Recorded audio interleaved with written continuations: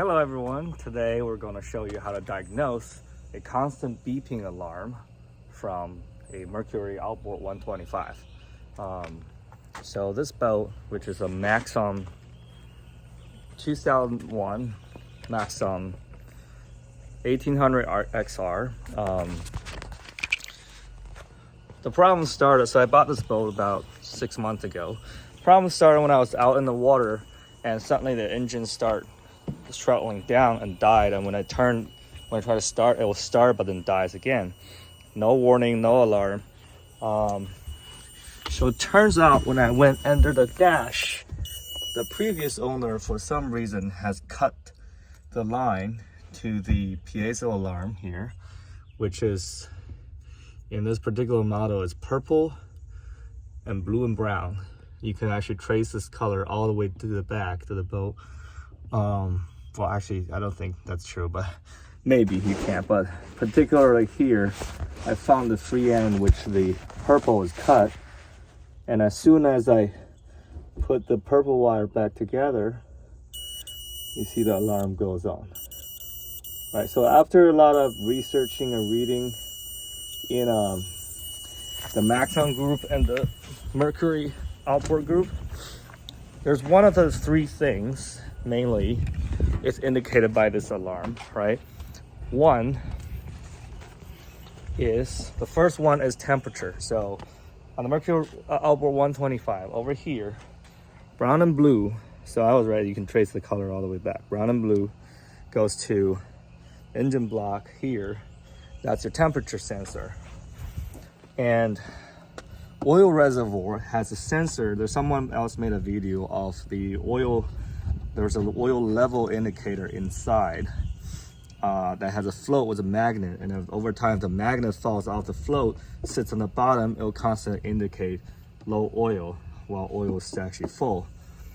What's neat thing, and the third reason is your lower gear here. The lower gear oil, if that's low, you can also trigger the alarm. Right, so this sounds like it was less frequently happening. Most frequently happening is that if you're out boating on the lake, right, let's say, and suddenly the alarm starts beeping, okay, then probably your temperature stuff. If that beep doesn't go away, maybe your temperature thermometer actually melted or something. To quickly diagnose these, you can actually unplug each sensors.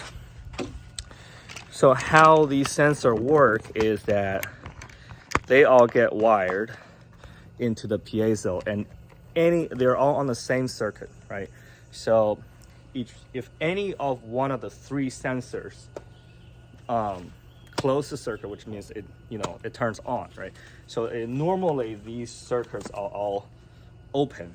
Open means they're disconnected, and when the sensor gets triggered is when the two wires of the sensor actually connects, close the circuit, and that triggers a piezo. So any one of these three can do that, right? So the neat thing about it is at least there's two sensors up here has a quick disconnect, which I can show you. You could actually quickly diagnose it by unplugging each, not unplugging the sensor itself, because that's actually hard to do. You gotta take open, but unplugging sensor wire, right? So your thermometer, as I showed before, here comes through the wire. You trace it. There is a yellow quick disconnect here. I don't know, you can probably hear, I can hear the piezo, but I don't know if you can hear on the camera, but I'll show you. So I disconnect the temperature one, right? I'll just go closer here so you can hear. See, you can still hear the piezo, right? The beep, beep. Okay. All right, so next, let's check the oil, which is under the oil reservoir. You have these two wires, which is one black, one brown. Over here. This goes under the oil reservoir, and it's an oil level indicator. So you can unplug these two. You might need a little help from your nose plier holding one end and pull the other end.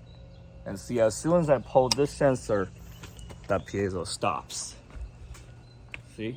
Now you don't hear anything here.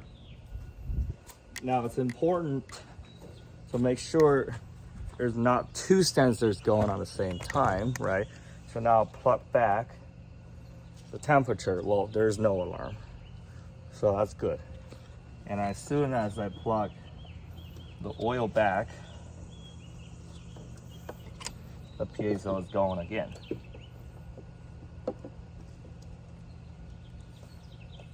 I don't know, it's really quiet. I don't know if you can hear it, but as soon as I plug it, you can hear it. Unplug, it goes away. So now, that's good because we narrowed down what the problem is, right? So it's not the gear loop because right now there's no alarm, right? It's not the temperature. So we know the problem is with the oil reservoir. So what I'm going to do is actually going to take out the oil reservoir and work on the float in the sensor. And hopefully that will fix the problem. And if I can't fix the sensor, I'll get a new oil reservoir for $200 and then your problem solved. This allows me, you know, next time when I'm on the water, if something goes on, then I get a warning, not like last time, it just dies without a warning. Well, thank you for watching and safe boating out there.